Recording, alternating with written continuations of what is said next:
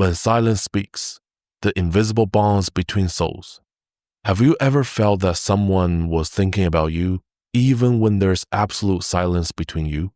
As if their energy still touches you in ways you can't explain even from afar. Carl Jung believed that human connections transcend the boundaries of time and space. In his view, we're not only linked through memories and words, but through something much deeper, a psychic connection that vibrates within the collective unconscious.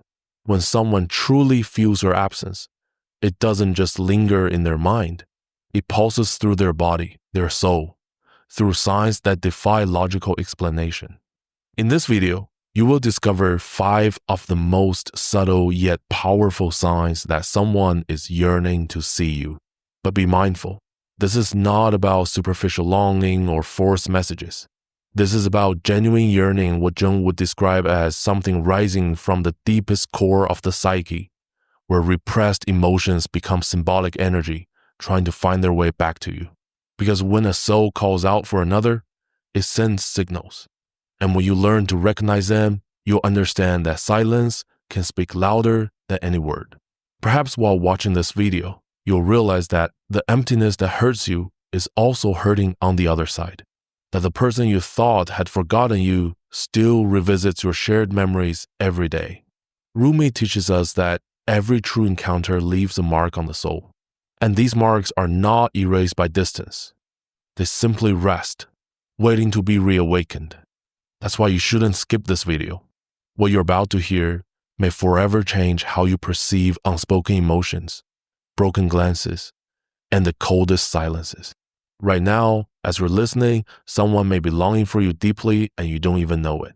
But by the end of this video, you will be ready to recognize the signs. This is more than advice. It is a journey into the unconscious, guided by the profound ideas of Carl Jung. And as you allow yourself to be drawn into it, you may realize that you, too, are yearning for someone. The first sign, dreams and archetypal images. When someone feels a deep longing for you, it often manifests in the realm of dreams, a world Jung regarded as a gateway to the unconscious. He taught that dreams are not mere fantasies, but symbolic messages filled with meaning, arising from the deepest layers of the psyche. If a particular person keeps appearing in your dreams, it can be a powerful sign that they are yearning for you even without saying a single word. This phenomenon arises from the collective unconscious, where archetypes, universal images, and symbols act as messengers of unspoken emotions. Longing, though quiet, seeks expression through symbols and recurring figures that urge you to look closer, to recognize the presence of the other within yourself. Jung said that such dreams are not coincidences, but a call to acknowledge the psychic energy that still flows between you. These dreams are not just dreams. They are emotionally charged images that echo in your soul, leaving you restless even in daylight. This restlessness is a subtle form of communication, one that escapes rational control, a quiet reminder that this person still holds a meaningful place in your inner world and in theirs. This deep longing transcends the physical and anchors itself in the invisible field of the unconscious.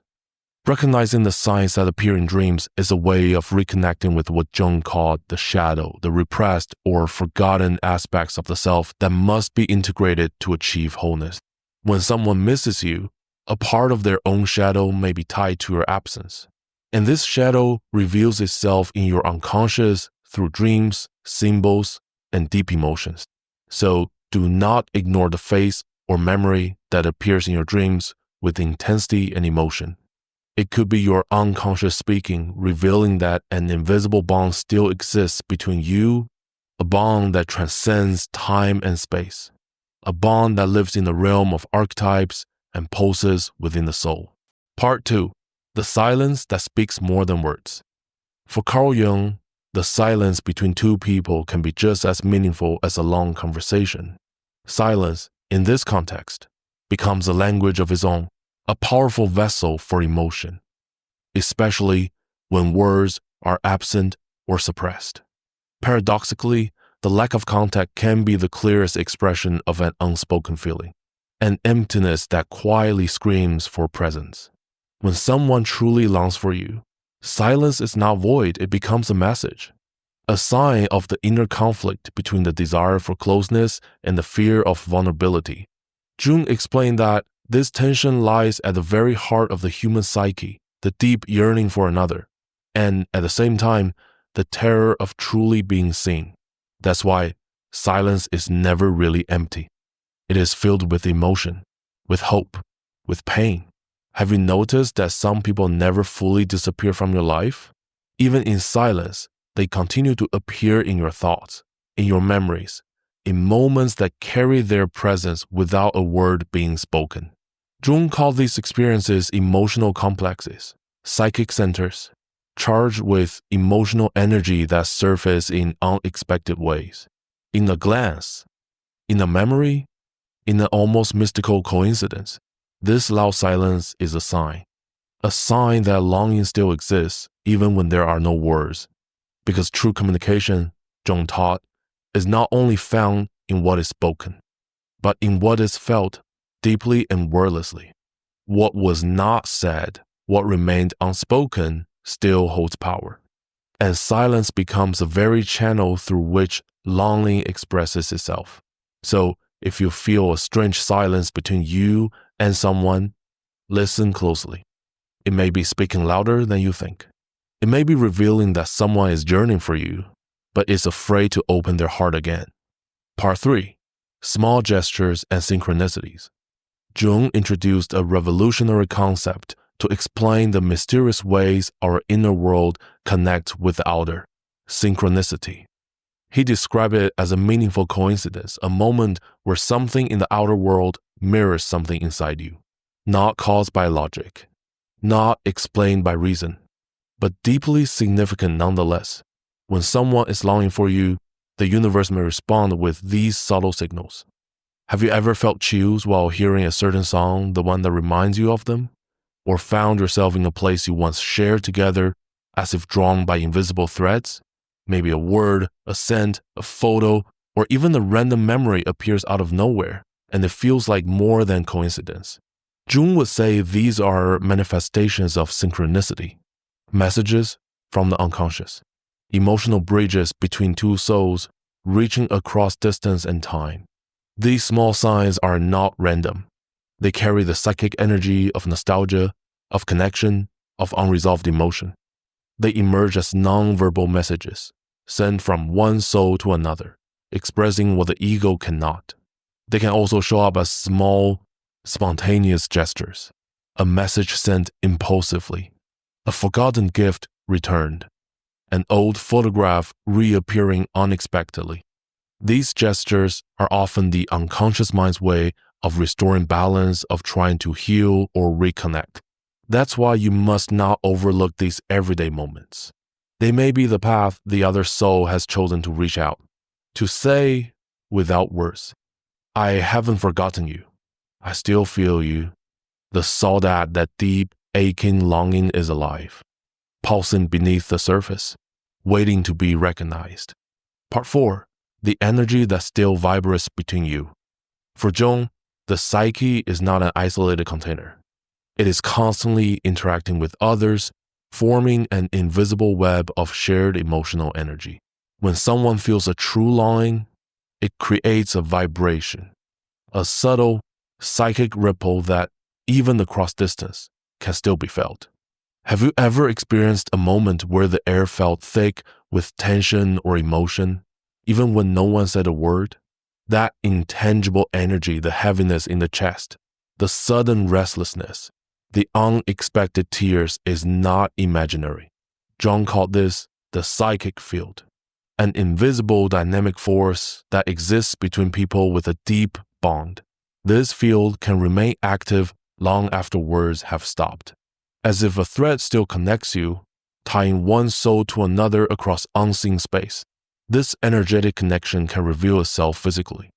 A sudden tightness in the chest, an unexplainable sadness, a burst of joy at the thought of them, or a weight that seems to come from nowhere.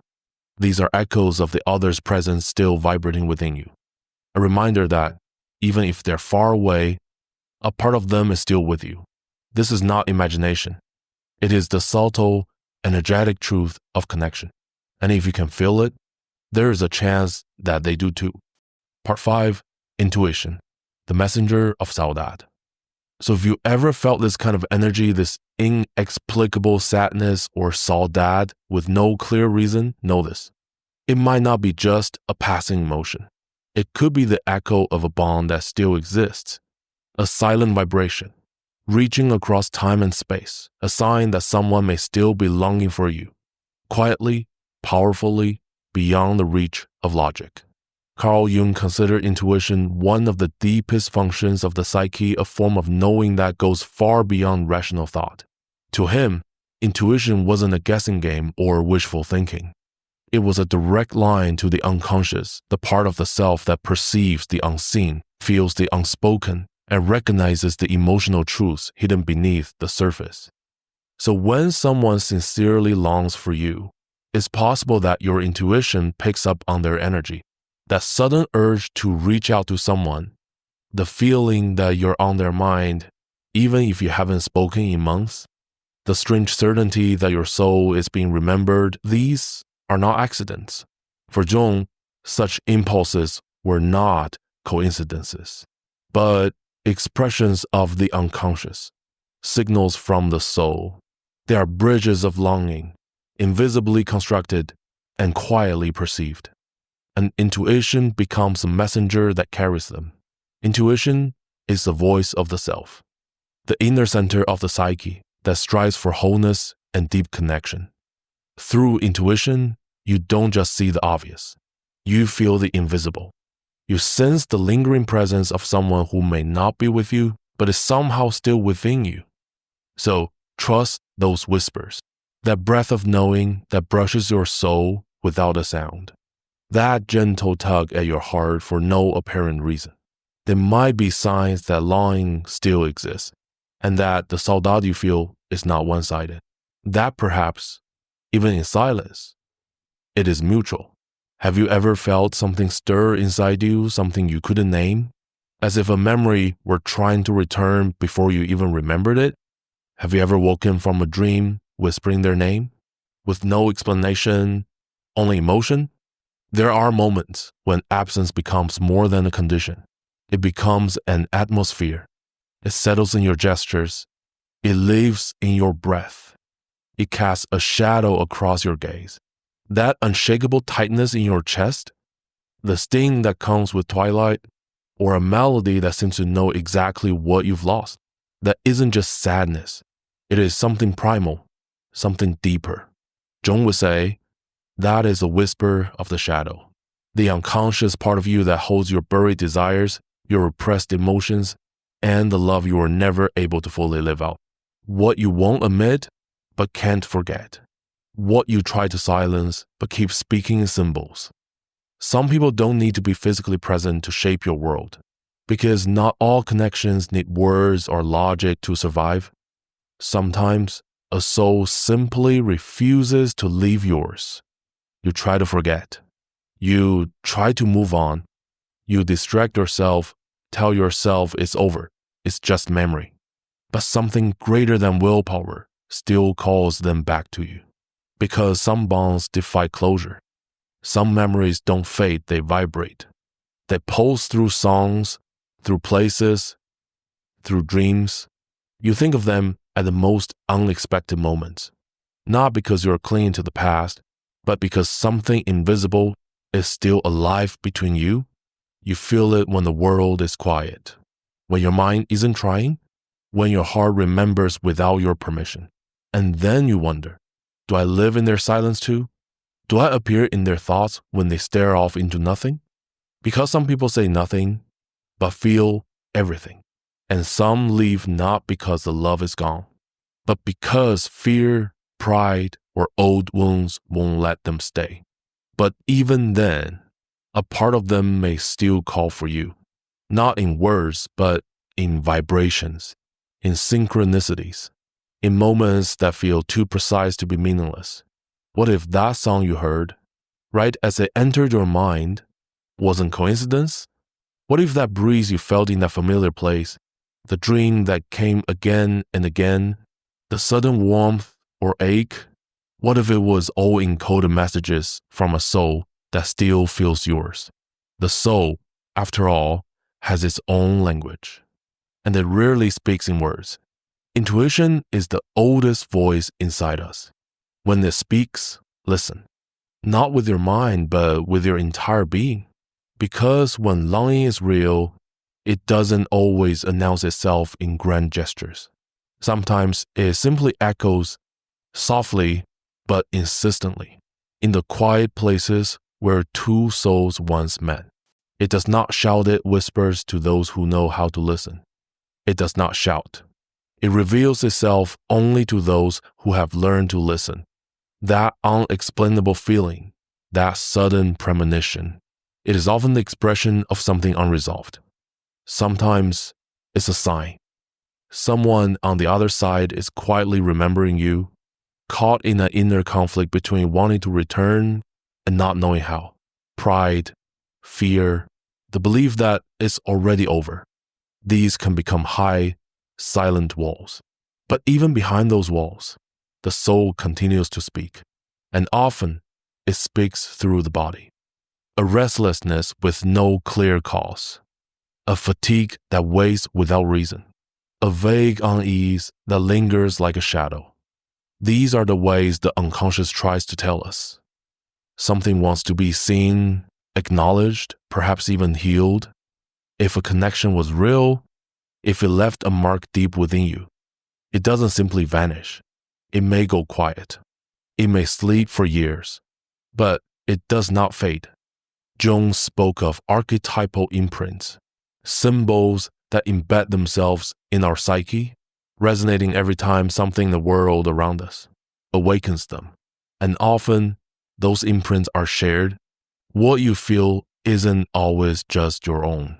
Sometimes, you are sensing the vibration of the other, an emotional movement within someone who is still connected to you, on that subtle, invisible level, where words are no longer enough. You may wonder, why does it still hurt?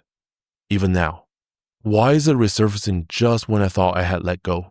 Perhaps because saudade, that beautiful, untranslatable Portuguese word, doesn't follow the ticking of clocks or the turning of calendars. It follows the rhythm of the soul, and the soul doesn't forget through time. It forgets only through transformation. The only way for pain to stop is not to ignore it, but to integrate it, to stop fighting the feeling, and instead ask, what is it trying to tell me? Sometimes the ache isn't just about their absence.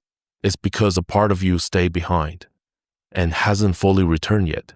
And in that quiet waiting, in the in-between space between who you were and who you are becoming, their presence still echoes. And if the echo is still audible, then something is still alive within you. Maybe it's not about their physical return. Maybe it's not about rekindling what was. Maybe it's about honoring the place they occupied, the lesson they brought, the shift they created in your soul. Even nostalgia has a purpose. It reminds you what was real, what touched you, what changed you. Not everything that ends disappears. Some connections don't break. They transform. Some emotions don't fall silent. They simply search for a new form of expression. If you feel someone still lives within you, then listen. Not to hold on, but to understand. Not to repeat the past, but to let it settle into its rightful place inside you. You may never receive external confirmation. No message, no phone call, no words saying, yes, I feel it too. But the soul does not need confirmation. It needs truth.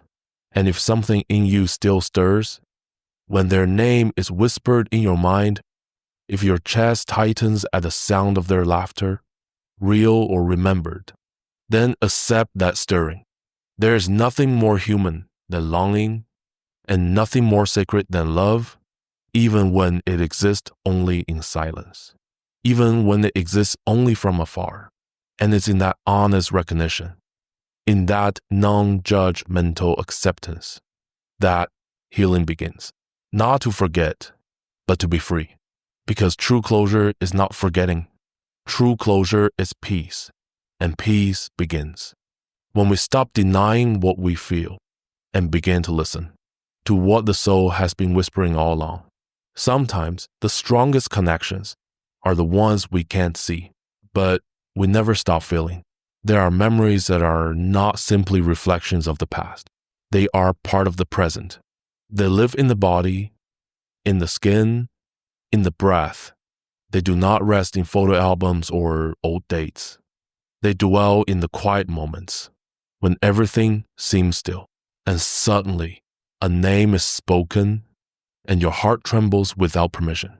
These memories breathe in a familiar scent on a passing stranger, in a glance that resembles theirs, in a laugh that sounds like the one you still dream about on cold, quiet nights.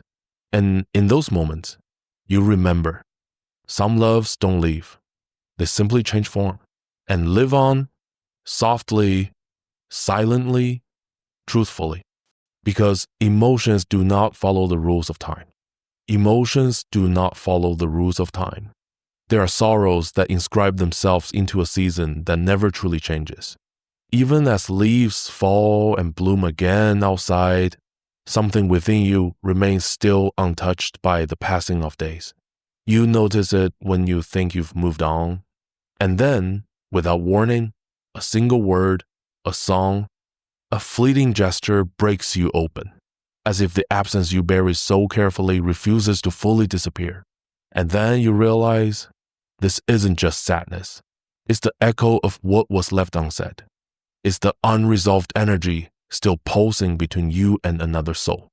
Because when the connection remains open, it becomes a channel. You don't always see it. You don't always want to see it, but you feel it. And no matter how fiercely you try to explain it away with logic, some things cannot be rationalized. Maybe it went deeper than you ever allowed yourself to admit. Maybe it was more real than the circumstances ever made it seem. What hurts isn't the end of the story. It's a part of you still living inside it. The part that didn't know how to say goodbye. The part that's still hoping for a sign. And signs do come, sometimes gently, sometimes with piercing clarity, a glance in a crowd that feels too familiar, a message sent by mistake but it hits your heart with precision, a memory that falls from the sky like rain on dry earth. And no, this is not weakness. It's not fragility. It is sensitivity, the rare ability to feel what isn't said, to receive what isn't shown, to navigate the world through a deeper, quieter channel. This intuition, so deeply valued by Jung, is not a whim. It is the soul's inner radar. It lets you know without needing to know. It guides you through confusion. It whispers that you're not crazy for feeling what you feel. Because yes, there may be someone on the other side who feels it too. Maybe they don't say it. Maybe they deny it, but they feel it. And you sense it in the shifting of energy, in the trembling that comes without cause, in the invisible brush of a memory that isn't just a thought, but a force. True connections don't need constant contact. They live in the dimension of symbols, in the place where emotion becomes language, where a sigh can be a call and a tear an answer. What matters is not to cling to these signs, but to understand them. Because in understanding, there is liberation. And in liberation, there is peace. Peace doesn't mean emotional numbness. It means conscious presence. It means looking back with gratitude instead of pain. It means no longer needing explanations, but accepting that there are truths only the soul can comprehend. Letting go doesn't mean you stop feeling. It means you stop waiting. It means you honor what happened without needing it to return. It means knowing there was love, there was truth, and that alone is enough to change your life. Because some people don't come to stay forever. They come to awaken something in you.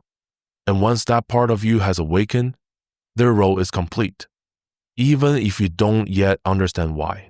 Maybe this person showed you what real love is. Maybe they saw you without a mask. Maybe they gave you back your belief, even if they couldn't stay. And yes, that hurts. But it's also a gift, because sometimes the wound that remains is the proof that something meaningful happened. And that depth, however unfinished, is sacred. So don't run from what you feel. Don't be ashamed of your longing. Don't shrink yourself just because you remember with tenderness. That tenderness is your treasure. It's what remains after love has done its work, and you are left with the essential, the sensitivity that makes you human, that connects you, that makes your soul resonate. Keep listening within. Keep choosing truth. And most of all, don't lose yourself out of fear. Don't harden your soul just to avoid feeling. Don't harden your soul just to avoid feeling. True strength isn't found in suppression, but in embrace. Not in turning away, but in looking with honesty and compassion at what is there. Because when you do that, when you allow yourself to feel it all, the love, the loss, the hope, the silence, something within you realigns. And from that realignment, a new way of being begins to emerge. Freer, steadier, more deeply connected to your own truth. That is the true alchemy of the soul. To transform pain into understanding, absence into inner presence, and saudade into a bridge. Not to the past, but back to yourself. And when you arrive at that inner place, the one that's been waiting for you all along, you'll realize it was never really the other person you were trying to bring back. It was the part of you that lit up. When that connection touched your soul, the part that dared to open, to believe, to feel without armor, without limits. And even when the story ends, something remains. What remains is your capacity to love, your ability to resonate so deeply with another soul that you saw yourself reflected in their eyes. And that doesn't vanish with a goodbye. It lives on in you. And if you nurture it with tenderness, it transforms into strength, into wisdom, into compassion, especially toward yourself. Because how many times have you judged yourself, blamed yourself for feeling too much, for forgiving too easily, for thinking it all would have turned out differently? If only you had been less you, but now you understand it was never a mistake to feel deeply. It was never wrong to love with your whole heart. What you felt was real, and the real needs no justification. It only asks to be acknowledged, held, integrated. The scar you carry is not a sign of weakness. It is a sign that you have healed. And the feeling that still lingers in your chest isn't a sign that you're stuck. It's a sign that your heart remains open, willing, alive. There may be days when nostalgia returns without warning. It may find you in the middle of a street, in a cafe, on an otherwise unremarkable afternoon. It may arrive with a scent, a song, a name casually spoken, and it will feel for a moment as if no time has passed, as if everything is happening again. But don't be afraid. You are not going back. You are feeling, and every time you feel consciously, without resistance, you create space for a part of you that still wants to be seen, not to relive the past, but to move forward with greater honesty, because the soul doesn't heal through escape. The soul heals through presence, through breath, through the quiet whisper, I am with you. And this inner companionship, this faithful presence with yourself, that is what remains. Others may leave. Circumstances may shift, but you remain at the center of it all. And when you become a refuge to yourself, a voice without judgment, a calm amid the noise, you no longer need anyone else to give it to you. You give it to yourself, and when that moment comes, you will love in a new way, not from longing, but from abundance, not out of fear of losing, but from the joy of sharing. And maybe, in the quiet rhythm of your own journey, you'll realize that other souls are finding their way too. Souls like yours, who have been lost, who have surged, who have shattered and begun again. And when such souls meet, it is not out of need, but from truth, from a knowing, from the sacred recognition. I see you. I've been there too. And right there, a new kind of love is born. Slower, deeper, truer. Because it's no longer about filling gaps. It's about building bridges. It's no longer about eternal promises. It's about honest presence. Maybe what you feel as nostalgia isn't even a longing for what was. Maybe it's a longing for what you once promised yourself. When you first loved with an open soul, that promise still lives. The desire to live authentically, to give yourself completely, to see others without masks. That flame has never gone out. And now you know, it was never just about them. It was always about you, coming home to yourself. What survives the silence? You may have hidden it, you may have silenced it, but it still burns. And every time someone touches that part of you, it flares up again, not to burn you, but to illuminate you, to remind you that you are alive, that you can still feel, that you can still love without losing yourself. Maybe you will meet this person again, not as before, not under the same conditions, but from a different place within yourself. Or maybe you'll never see them again. And that's okay, because the most important reunion is not with them, it's with yourself, with the part of you that understands, that has healed, that has let go without forgetting, that has loved without needing to possess. And from that place, whatever comes next is welcome, because you no longer need validation. You've felt, you've integrated, and no one can take that from you. Keep going, sensitive soul. Don't be afraid of your depth. Don't fear the echo of who you were, nor the whisper of who you might become. You are on your way. Every tear that falls with meaning, every moment of conscious silence, every emotion you allow without censorship is an open door to your inner center. And there, in that center, there is stillness. There is fire. There is life. And from that fire, a new version of you is born. Not despite the pain, but through it. Let it grow. Let it speak. Let it guide you. Because in that inner voice, in that constant whisper that never truly leaves, lies the strength you search for, outside yourself for so long. And now, you've found it. It was always within you. And when that voice becomes clear, when you can sit in silence without running from what you feel, something inside you begins to shift.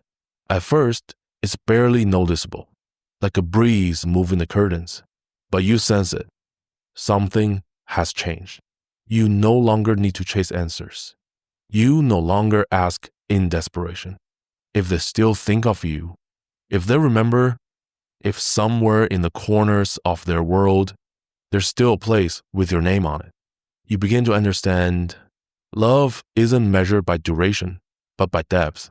And that some encounters, though brief, shook you so deeply. They broke you open, not to destroy you, but to remake you. And as you walk through your own ruins, you pick up the pieces that matter, the ones that speak the truth of who you are, the pieces marked by experiments, no longer wishing to hide. The soul doesn't regenerate in haste. It heals in the sacred space of acceptance. What you were, what you felt, what you dreamed, even what you lost, all of it is part of the emotional map you can now look at without fear. You no longer blame yourself for loving too much. You no longer punish yourself for not being able to hold on to what slipped through your fingers. Now you understand it was never about control. It was always about feeling. And you felt with your whole heart. And that was real. Then a new kind of compassion begins to grow. a compassion that looks not only at your own past with tenderness, but at the other as well, the one who may have hurt you, who didn't know how to love, who let you go when you still wanted to stay. And now, from a distance, that no longer comes from the wound, but from wisdom. You see, they too were lost. They too had shadows. They too did the best they could with what they had. That doesn't excuse everything, but it makes it human. And by seeing them as human, you let go, not because you agree with what happened, but because you no longer wish to carry what pulls you away from yourself. Forgiveness then becomes not a pardon for the other, but a liberation for yourself. And in this newfound freedom, you begin to write a new story, one that does not deny the past, but is no longer bound to it. A story in which you are no longer the one who waits, who breaks because something is missing, but the one who chooses, who breathes deeply, who looks into the open and moves on, whole and free. So the next time you feel a restlessness without reason, or a name drifts softly through your mind, a name you thought you had buried in silence, don't dismiss it as weakness. Maybe it's just your soul showing you where traces of life still remain, where a hidden need still longs to be felt, understood, released. Maybe it's not a sign that you should return to someone, but a sign that it's time to return to yourself. Because true healing doesn't come when you forget what was. It comes when what was no longer holds you back, but shapes you. And right there, at the crossroads between who you were and who you are becoming, lies your strength.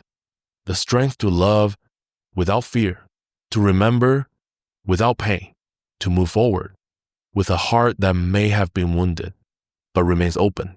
And that, in a world that teaches us to be cold, closed, and fast, is an act of true courage.